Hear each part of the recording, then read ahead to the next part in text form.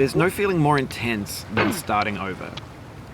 If you deleted your homework the day before it was due, as I have, or if you left your wallet at home and you have to go back after spending an hour in the commute.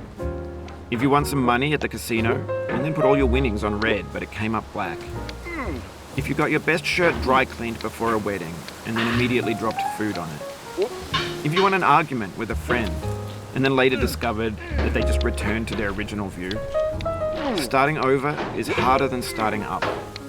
If you're not ready for that, like if you've already had a bad day, then what you're about to go through might be too much. Feel free to go away and come back. I'll be here. Alright, thanks for coming with me on this trip. I'll understand if you have to take a break at any point. Just find a safe place to stop and quit the game. And don't worry, I'll save your progress, always, even your mistakes.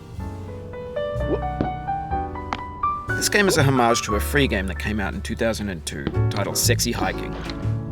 The author of that game was Jazzuo, a mysterious Czech designer who was known at the time as the father of B games.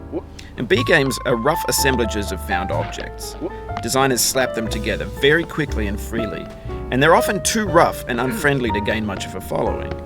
They're built more for the joy of building them than as polished products. In a certain way, Sexy Hiking is the perfect embodiment of a B game.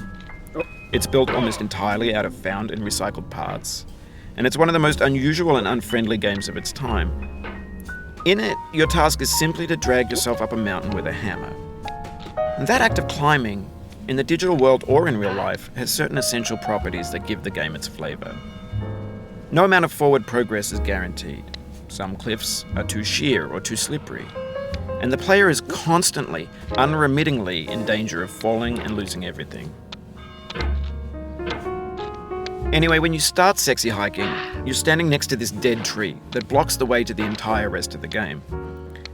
It might take you an hour to get over that tree, and a lot of people never got past it. You prod and you poke at it, exploring the limits of your reach and your strength, trying to find a way up and over. And there's a sense of truth in that lack of compromise. Most obstacles in video game worlds are fake. You can be completely confident in your ability to get through them once you have the correct method or the correct equipment or just by spending enough time.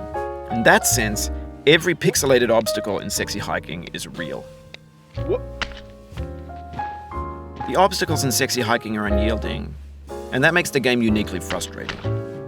But I'm not sure Jazzuo intended to make a frustrating game.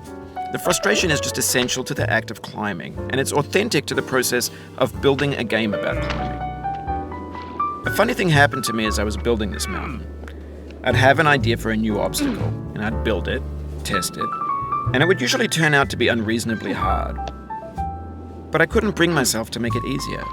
It already felt like my inability to get past the new obstacle was my fault as a player rather than as a builder. Imaginary mountains build themselves from our efforts to climb them, and it's our repeated attempts to reach the summit that turns those mountains into something real. When you're building a video game world, you're building with ideas, and that can be like working with quickset cement. You mold your ideas into a certain shape that can be played with, and in the process of playing with them, they begin to harden and set until they're immutable, like rock.